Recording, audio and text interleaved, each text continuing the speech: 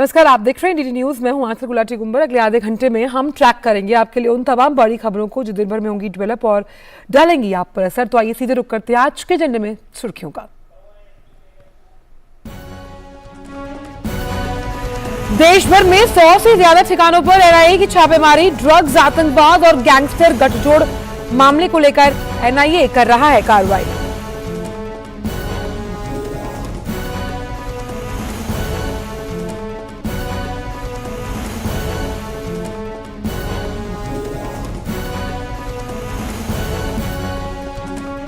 कर्नाटक में मुख्यमंत्री के नाम को लेकर संशय बरकरार। पद के प्रबल दावेदार सिद्धरमैया और डीके शिव कुमार दिल्ली में डाले हुए हैं डेरा। बैठकों का दौर जारी।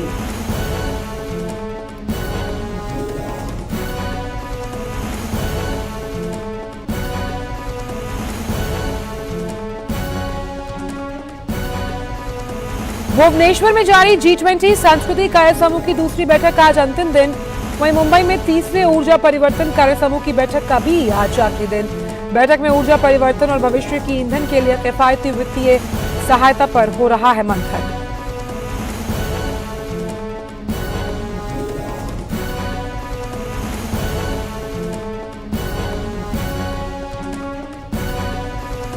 ऑस्ट्रेलिया ने रद्द की सिडनी में प्रस्तावित क्वाड की बैठक। बाइडेन की ओर से ऑस्ट्रेलिया दौरा रद्द किए जाने के बाद लिया फैसला। ऑस्ट्रेलियाई प्रधानमंत्री एल्बनीज ने कहा इस सप्ताह के अंत में जापान में G7 में मिलेंगे क्वाड के राष्ट्र नेता।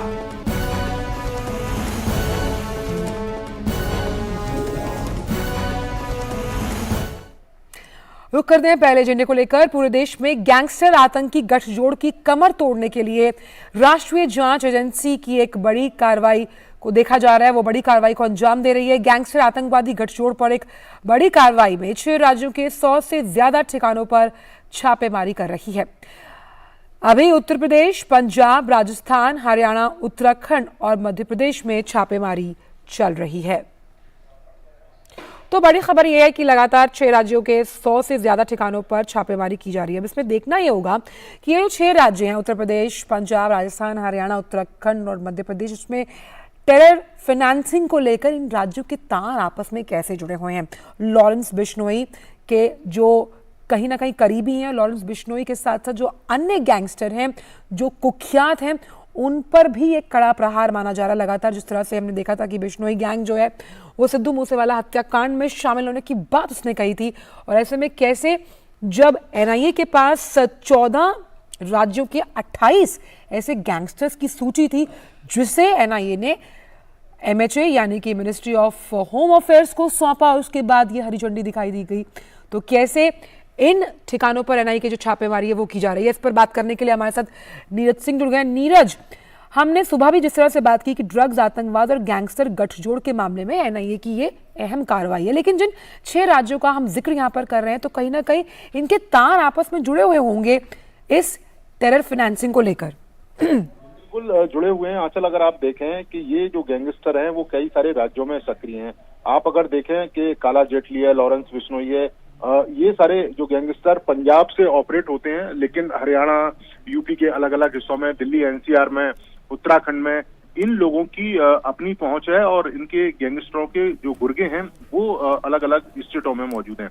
अब आतंकवादियों के साथ गठजोड़ इसलिए भी इनका काफी चर्चा में आया था कि आतंकवादी अपनी वारदातों को इन गैंगस्टरों के माध्यम से करवाना शुरू कर दिए थे और उसके एवज में इन गैंगस्टरों को एक बड़ी रकम मिलती थी और अत्याधुनिक जो हथियार हैं वो मिलते थे। आप देखें सोशल मीडिया पे कई सारे गैंगस्टरों के आपको वीडियो मिल जाएंगे जो अत्याधुनिक हथियारों को चलाते हुए आपको दिख जाएंगे। दूसरा, अगर आप देखें पाकिस्तान से जो ड्रग्स आती है, हालांकि बीएसएफ ने काफी सख्ती की है, लेकिन उसके बावजूद भी बड़े पैमाने पर जो ड्रग्स है वो पाकिस्तान से इंडिया के अंदर आती है और जो रूट यूज किया जाता है वो पंजाब वाला जो बॉर्डर इलाका है वो रूट यूज किया जाता है। वहां पर आप देखें कि जो लॉरेंस बिश्नोई जो गैंगस्टर है उसकी पंजाब के अंदर काफी पकड़ भी है। आपने देखा भी था कि सिद्धू मूसेवाला की किस तरह से हत्या की गई। लॉरेंस बिश्नोई जेल में बैठा हुआ है, जेल में बैठ के वो इंटरव्यू देता है और वो ये स्वीकार करता है कि हाँ उनके लड़कों ने सिद्धू मूसेवाला को मारा था। तो आप ये समझें कि ये जो गैंगस्टर हैं एक बड़ा खतरा बन चुके थे समाज के लिए, क्योंकि जिस तरीके की ये वारदातें कर रहे थे, खुलेआम गोलियां चला देना, खुलेआम किसी की भी हत्या कर देना, और इनको पूरा सपोर्ट आतंकवादियों जो पाकिस्तान में बैठे आतंकवादी संगठन थे उनसे मिल रहा था। एनआईए के पास इनपुट था कि ये देश के अंदर बड़े पैमाने पर इस तरीके से गठजोड़ को पैदा कर रहे हैं ताकि पूरे देश को के गैंगस्टर हैं उनको एक धागे में पिरोया जा सके, और आतंकवादी उसके लिए फंडिंग कर रहे थे। इसी वजह से एनआईए ने ये छापेमारी की कार्रवाई की है, और इससे पहले भी कई गैंगस्टरों के ऊपर शिकंजा एनआईए ने कसा था। अब इसमें हवाला ऑपरेटर भी है, टेरर फंडिंग को लोग जो फंडिंग करते हैं वो इस छापेमारी की कार्रवाई में उनके खिलाफ भी ये कार्रवाई चल रही है। इसके साथ साथ जो ड्रग कैटल को चारों तरफ फैला रहे हैं और उसका पैसा आतंकवादियों तक पहुंचा रहे हैं, उनके खिलाफ भी ये कार्रवाई चल रही है। ये सिर्फ गैंगस्टरों के खिलाफ ही नहीं है, बल्कि बड़े पैमाने पर जो ड्रग्स का कारोबार कर रहे हैं, इसके अलावा हवाला का जो कारोबार कर रहे हैं और आतंकवादियों तक फंडिंग कर रहे हैं, उन सभी के खिलाफ एनआईए की 122 जगह पर छापेमारी की कार्रवाई चल रही है। अच्छा, इसमें एक बहुत बड़ी बात यहाँ पर ये भी है नीरज की 25 जनवरी को इसी साल जब दीपक रंगा जो कि मेन शूटर था आरपीजी अटैक का पंजाब पुलिस पर, उसे जिस तरह से हिरासत में लिया गया, ये भी माना जा रहा है कि कैसे आर्म्स एम्युनिशन आईईडी ब्लास्ट करने के लिए तमाम जो कुख्यात गैंगस्टर हैं ट्रेंड होते हैं, उस पर भी इसे कड़ा प्रहार माना जा सकता है। बिल्कुल कड़ा प्रहार है। और ये गैंगस्टर आप देखिए आंचल, ये सिर्फ यही नहीं बल्कि ये दुबई जाते हैं, गल्फ कंट्री जाते हैं, और वहाँ जो आतंकवादी संगठन के जो लोग हैं उनके साथ इनकी मुलाकातें होती हैं, और वहां से ये प्रॉपर ट्रेनिंग लेते हैं कि किस तरह से इनको ब्लास्ट करना है, कैसे हथियार इनको ऑपरेट करना है। जो अत्याधुनिक हथियार हैं, आप देखिए कि कई बार तो इतने अत्याधुनिक हथियार इनके पास होते हैं कि हमारे जो सैनिक हैं या पुलिस के जो जवान हैं उनके पास तक नहीं होते उस तरह के अत्याधुनिक हथियार। तो कहीं ना कहीं इनको पीछे से सपोर्ट मिल रहा है। और एनआईए ने इस बात का खुलासा भी किया था कि पाकिस्तान में बैठे जो आतंकवादी संगठन है वो वारदात की एवज में इनको बड़ी रकम पहुंचा रहे हैं, इसके अलावा अत्याधुनिक हथियार पहुंचा रहे हैं। और ये एक ऐसा गठजोड़ था जो आने वाले समय में देश की सुरक्षा के लिए एक चुनौती साबित हो सकता था, क्योंकि ये गैंगस्टर खुलेआम वारदातें करने लगे थे, लोगों को धमकाने लगे थे, पैसा वसूल करने लगे थे। तो लिहाजा इस दृष्टि से देखें तो एनआईए की ये कार्रवाई काफी जरूरी थी, और एनआईए लगातार इन गैंगस्टर और आतंकवादियों का जो गठजोड़ है उसके खिलाफ लगातार कार्रवाई कर रहा है। चलिए, तो इस पर आप नजर बनाए रखिएगा कि जिस तरह से ये छापेमारी आगे भी अंजाम तक पहुंचेगी और कई ऐसे राज हैं जिनसे पर्दाफाश होगा। बहुत बहुत शुक्रिया नीरज इन तमाम जानकारियों को हमसे साझा करने के लिए। और एक और ऐसा राज है जिससे पर्दा उठना बाकी है। जी हाँ, बात हम कर रहे हैं कर्नाटक में मुख्यमंत्री पद को लेकर। तो किसके पास होगा ये पद, ये लाख टके का सवाल अभी भी बना हुआ है। कर्नाटक के नए सीएम को लेकर बेंगलुरु से लेकर दिल्ली तक हलचल है, बैठकों का दौर जारी है। कांग्रेस पर्यवेक्षकों के पार्टी अध्यक्ष मल्लिकार्जुन खड़गे को रिपोर्ट सौंपे जाने के बाद कल उनके आवास पर नेताओं की बैठक में मुख्यमंत्री पद को लेकर लंबी बैठक हुई। इसमें पूर्व अध्यक्ष राहुल गांधी और रणदीप सुरजेवाला भी शामिल हुए। दिन भर चले मंथन के बाद अभी तक राज्य के मुखिया के नाम पर मोहर न लग पाना नेतृत्व की असफलता को दिखाता है। हालांकि आज राज्य के नए मुख्यमंत्री के नाम की घोषणा की संभावनाएं जताई जा रही हैं। सीएम पद की रेस में फिलहाल सिद्धरामैया का पलड़ा भारी दिख रहा है, लेकिन डीके शिव कुमार भी पार्टी की मजबूती के लिए जी तोड़ मेहनत का हवाला देते हुए अपने दावे को जता रहे हैं। वहीं कांग्रेस 135 विधायक विजयी हुए हैं। राज्य में मिले प्रचंड बहुमत में प्रदेश अध्यक्ष डीके शिव कुमार की भूमिका अहम मानी जा रही है।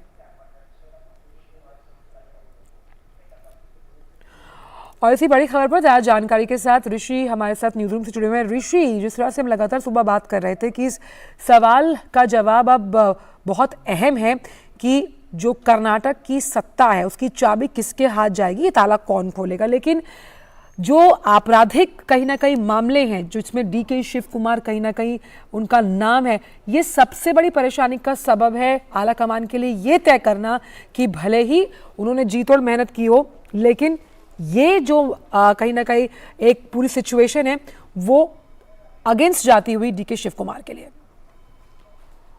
बिल्कुल यही जो परिस्थिति है, इसी वजह से संभवतः ये फैसला भी नहीं हो पा रहा है। अन्यथा जिस तरीके से डीके शिव कुमार ने इस बार जो दावा किया था और उनकी जो चुनाव में भूमिका रही है, हालांकि सिद्धरामैया वहाँ के एक पॉपुलर लीडर रहे हैं, पहले भी वो मुख्यमंत्री रहे हैं और उनकी एक छवि है। बावजूद इसके डीके शिव कुमार का पलड़ा इस बार ज़रूर भारी था। पर परिस्थितियां उनके इतर इसलिए जाती हुई दिख रही हैं क्योंकि उनके ऊपर एक तो पुराने केसेस हैं और जिस तरीके से ये जो करप्शन के मामले में उनके जो नाम है, उनके ऊपर जो मामले दर्ज हैं, इससे उनका जो मामला कमज़ोर हुआ है और जो आला कमान है या कांग्रेस का जो नेतृत्व है वो इस बात का रिस्क नहीं लेना चाहता कि वो मुख्यमंत्री बन जाए और उनके खिलाफ जो भी मुकदमे हैं उनसे उनके लिए मुश्किलें बढ़ें और ऐसे में एक बार फिर से कर्नाटक में जो कांग्रेस की स्थिति है वो कमज़ोर हो। लेकिन बात यहीं पर सीमित होती तो इसको सुलझाना आसान हो जाता। डीके शिव कुमार की तरफ से भी दावा ज़्यादा तगड़ा किया जा रहा है। इसके वजह से ये जो पूरा का पूरा मसला है, जैसे कि आपने शुरुआत में ही कहा कि अभी इससे पर्दा उठना बाकी है, लेकिन अब पर्दे से बहुत कुछ बाहर निकल रहा है और लोग झांक झांक तक देख पाने में सफल हो पा रहे हैं कि अब डीके शिव कुमार पर्दे के पीछे ही रहेंगे। संभवतः सिद्धारमैया का नाम अब काफ़ी आगे हो चुका है, लेकिन जो राजनीति है वो अपार संभावनाओं का खेल है, कब क्या हो जाए कह नहीं सकते।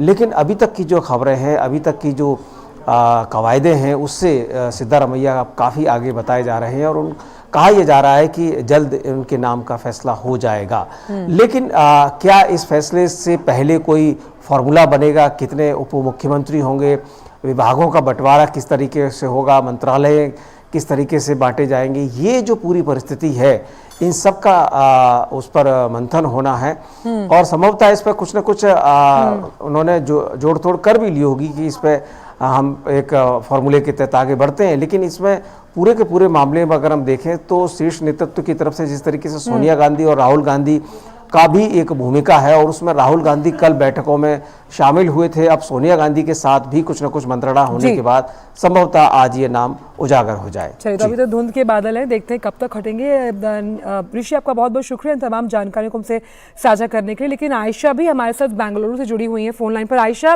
पहले ही बड़ी विकट स्थिति है कांग्रेस के लिए क्योंकि नाम पर फाइनल जो हम कह सकते हैं एक डिसीजन वो नहीं हो पा रहा। उस पर जो परमेश्वरा हैं उन्होंने एक और नई पत्ता फेंक दिया ये कहकर कि अगर पार्टी उनसे कहती है तो वो ये जिम्मेदारी लेने को तैयार है, क्योंकि जब जेडीएस के साथ अलायंस में कांग्रेस ने सरकार बनाई थी तब वो डिप्टी सीएम थे।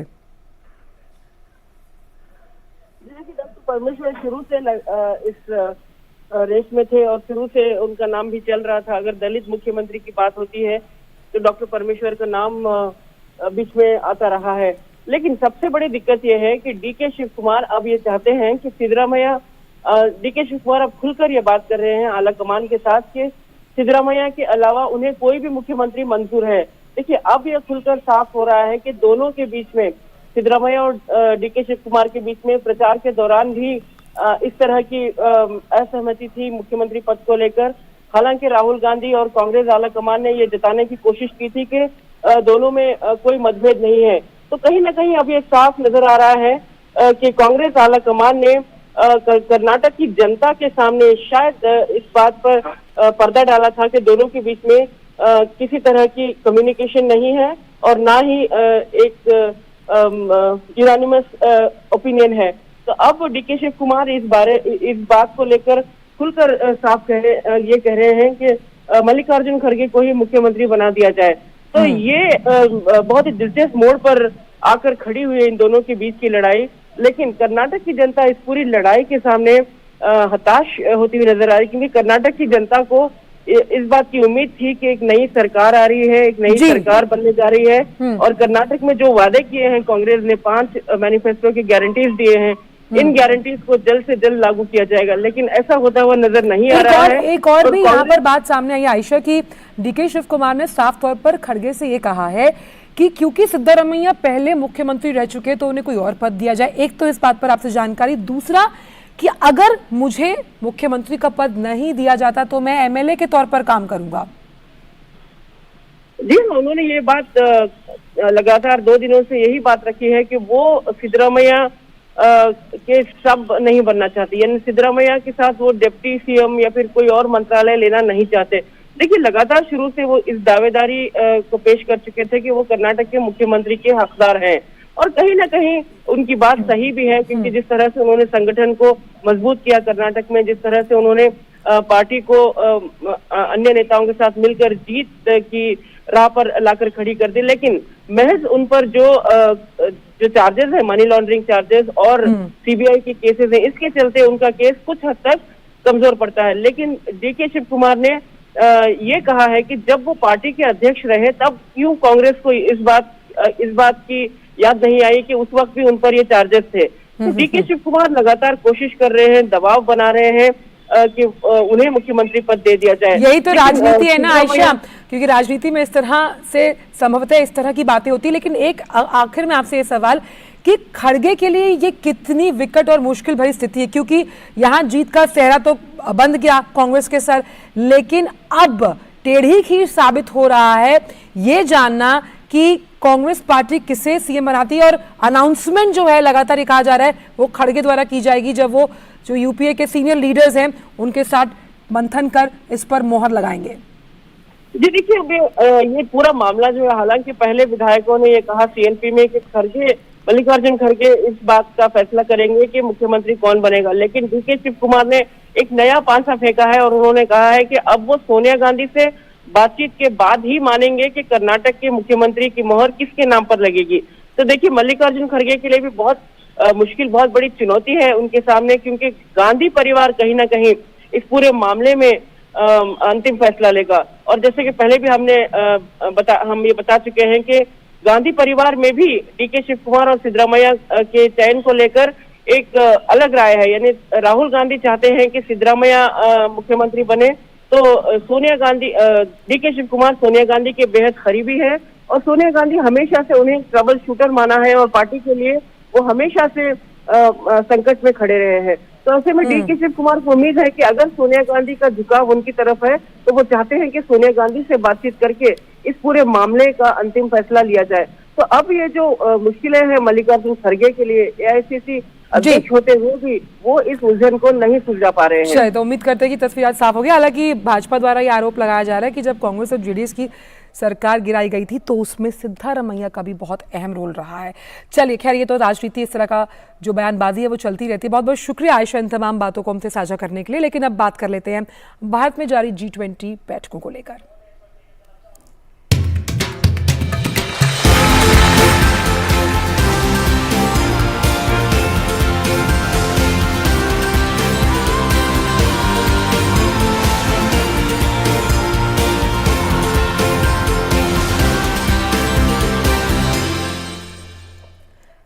तो भारत की G20 अध्यक्षता के अंतर्गत मुंबई में चल रही तीसरी ऊर्जा परिवर्तन कार्यसमूह की बैठक का आज अंतिम दिन। इस बैठक में G20 सदस्य देशों, विशेष आमंत्रित देशों और अंतर्राष्ट्रीय ऊर्जा एजेंसी के साथ साथ संयुक्त राष्ट्र पर्यावरण कार्यक्रम जैसे अंतर्राष्ट्रीय संगठनों के 100 से अधिक प्रतिनिधि शामिल हैं। बैठक में प्रौद्योगिकी अंतर, ऊर्जा परिवर्तन और भविष्य के ईंधन के लिए किफायती वित्तीय सहायता जैसे मुद्दों पर विचार किया जा रहा है। इस आयोजन से सदस्य देशों के बीच समझौते और समझ से स्वच्छ ऊर्जा संक्रमण में वैश्विक सहयोग को आगे बढ़ाने में मदद मिलने की उम्मीद है। और श्यामा मिश्रा हमारे साथ जुड़ गई हैं इस बड़ी खबर पर। श्यामा, तो आज जो तीसरा और आखिरी निर्णायक दिन है, क्या प्रमुख टेकअवेज हम मान सकते हैं एनर्जी ट्रांजिशन की इस 3 दिवसीय बैठक से? देखिए आंचल, टेक अवे के पहले हम ये बता दें आपको कि एक साइड इवेंट, जो आखिरी साइड इवेंट है वो आज होने वाली है, accelerating energy efficiency progress and promoting life. हम जानते हैं कि भारत जो है लाइफस्टाइल फॉर एनवायरनमेंट, इस पे काफी ज्यादा जोर देता है ताकि आप डेवलपमेंट करें तो साथ में एनवायरनमेंट का भी ध्यान रखें। वही सारी बातें यहाँ पर इस चर्चा में हो रही है। ये भी बताया जा रहा है कि जो कंक्लूडिंग पीसी होगी वो सेक्रेटरी संबोधित करेंगे और उसमें फिर हमें जानकारी प्राप्त होगी कि किस तरीके से कोई अगर नई अलायंस फॉर्म हो रही है या किस चीजों पे कंसेंसस हो रहा है, तो वो सारी बातें तब पता चलेगी। लेकिन ये अब तक मान सकते हैं कि जितनी भी प्रायोरिटी एरियाज भारत ने सेट की हुई है, 6 प्रायोरिटी एरियाज पे जिसपे डेलिब्रेशन हो रही है, उस पर सभी देशों का जो संबंधित देश हैं, जो निमंत्रित देश हैं, उन सबका कंसेंसस बना हुआ है। और साथ ही ये उम्मीद की जा रही है कि कोई ना कोई अलायंस दिन के एंड में जरूर होगा। ये भी बताया जा रहा है कि काम करने का तरीका, एनर्जी अपनाने का तरीका भले ही देशों का अलग हो, लेकिन सभी एक पेज पर है कि एक तो ट्रांजिशन करना है, फॉसिल फ्यूल्स के यूसेज को कम करना है और साथ ही ग्रीन और जो रिन्यूएबल एनर्जी है उनको बढ़ावा देना है, साथ ही टेक्नोलॉजी अपनानी है और फाइनेंसिंग भी उसे उस तरीके से करवानी है। बिल्कुल, आप नजर बनाए रखिएगा। बहुत बहुत शुक्रिया इन तमाम जानकारी को हमसे साझा करने के लिए। और बढ़ते हैं भुवनेश्वर की ओर, जहां जारी G20 सांस्कृतिक कार्य समूह की दूसरी बैठक का आज आखिरी दिन। वहीं मंगलवार को विदेशी प्रतिनिधियों ने कोणार्क में विश्व सूर्य मंदिर का दौरा किया। मंदिर की भव्यता और इसके समृद्ध इतिहास ने विजिटर्स को मंत्रमुग्ध कर दिया। 13वीं शताब्दी में 1238 से 1264 के बीच निर्मित इस सूर्य मंदिर का निर्माण हुआ।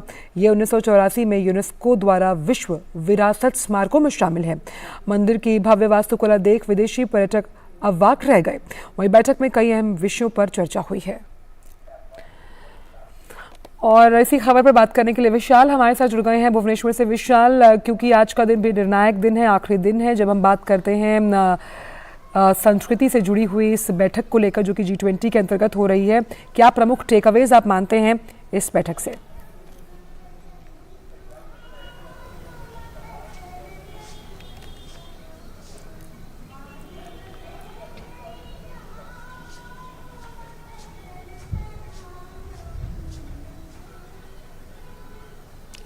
देखिए आंचल, अगर हम G20 भुवनेश्वर की बात करते हैं तो आज ये जो G20 चल रहा था वो यहाँ पर ख़त्म हो चुका है। सुबह विदेशी जो डेलीगेट्स आए थे उनको उदयगिरी की गुफाओं में लेकर जाया गया था और वहाँ पर जो है ईसा से 2000 ईयर्स ओल्ड ये केव्स हैं, यानी कि फर्स्ट सेंचुरी BC।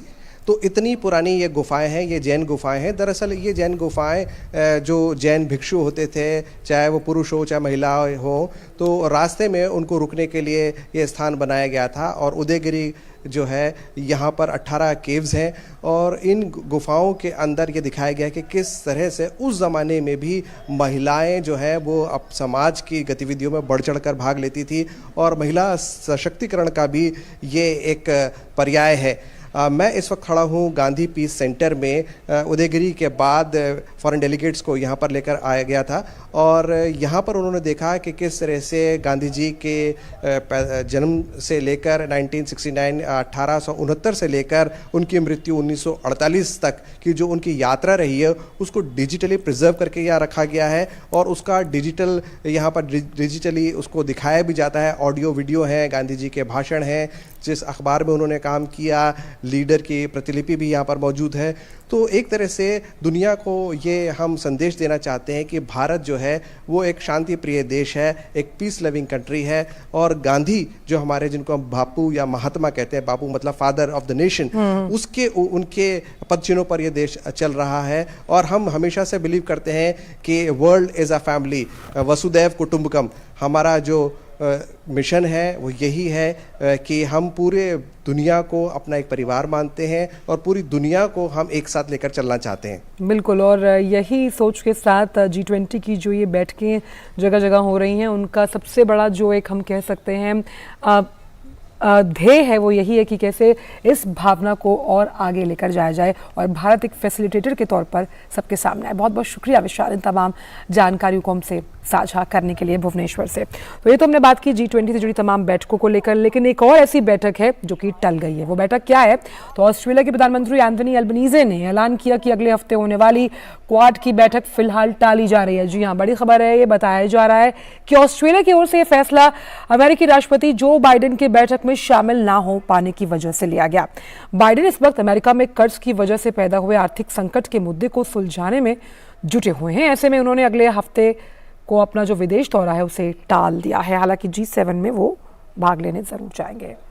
और इसी पर बात करने के लिए मेघना जुड़ी हुई है और मेघना से हम बात करेंगे, लेकिन आपको बता दें कि क्वाड की बैठक रद्द की गई है। क्वाड यानी ये वो तमाम देशों का समूह जिसमें अमेरिका के साथ साथ जापान, भारत और ऑस्ट्रेलिया शामिल हैं और इसकी स्थापना खासतौर पर आर्थिक, रणनीतिक और सामाजिक मुद्दों पर किस तरह से चारों देश मिलकर काम करेंगे उसके लिहाज से की गई थी।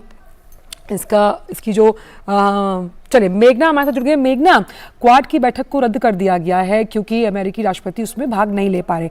क्या ऐसे भी कहीं ना कहीं अंदेशा सामने आ रहा है कि इसको जो टाला गया उसकी डेट्स आने वाले समय में अनाउंस की जाएंगी? देखिए, अभी फिलहाल तो इस मीटिंग को रद्द किया गया है, लेकिन आगे क्या डेट आती है वो देखना रहेगा, क्योंकि इस किस्म की कोई अनाउंसमेंट अभी तक नहीं की गई है कि इसे कब होल्ड किया जाएगा, वापस से इस शिखर सम्मेलन को कब किया जाएगा। अब दूसरी बात यह है कि सुबह सुबह ही प्रेसिडेंट, अगर हम देखें तो व्हाइट हाउस प्रेस सेक्रेटरी जो प्रेसिडेंट बाइडेन के 7 समिट को अटेंड करके वापस यूएस आ जाएंगे, क्योंकि उनकी कांग्रेसनल लीडर्स के साथ मीटिंग है, ताकि जो वहां पर अगर हम देखें तो प्रेसिडेंट ने इस बात को साफ किया है कि कांग्रेस के जो लीडर्स हैं, मेंबर्स हैं, बोथ पार्टीज, दोनों पार्टीज से और चेंबर से, उन्हें डिफॉल्ट प्रिवेंट करने के लिए साथ आना पड़ेगा और टाइम रहते साथ आना पड़ेगा। तो इसके कारण वो वापस यूएस जा रहे हैं और उनका पापुआ न्यू गिनी का जो ट्रैवल है और ऑस्ट्रेलिया के जो क्वाड शिखर सम्मेलन में वो शामिल होने वाले थे, उसे कैंसिल किया गया है। उसके साथ ही हमने देखा कि कल शाम को एक रिलीज आई थी जिसमें प्रधानमंत्री नरेंद्र मोदी के ऑस्ट्रेलिया ट्रैवल के बारे में जिक्र किया गया था, जिसमें कहा गया था 22 से 24 मई तक प्रधानमंत्री नरेंद्र मोदी एंथनी एल्बनीजी जो ऑस्ट्रेलिया के प्रधानमंत्री हैं, उनके इन्विटेशन पर ऑस्ट्रेलिया जाएंगे और क्वाड लीडर्स समिट में भाग लेंगे। उसके साथ ही कहा गया है कि इस विजिट के दौरान प्रधानमंत्री बायलैटरल मीटिंग भी करेंगे प्रधानमंत्री अल्बनीजी के साथ।